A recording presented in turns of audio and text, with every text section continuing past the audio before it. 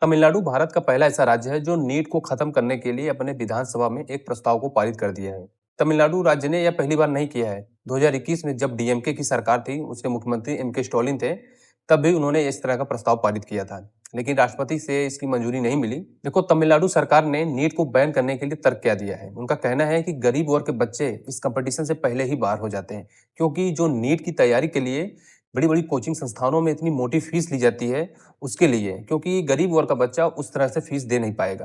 तमिलनाडु सरकार का एक तर्क यह भी है कि जब उनके राज्य में बाहर के स्टूडेंट आकर पढ़ाई करते हैं, पढ़ाई कंप्लीट हो जाने के बाद वो अपने राज्य में वापस चले जाते हैं, जिसके बाद उनके यहाँ डॉक्टर्स की कमी हो गई, क्योंकि उनके यहाँ से कंपटीशन में उतने बच्चे फाइट ही नहीं कर पाए जो अपने राज्य में रुक सके।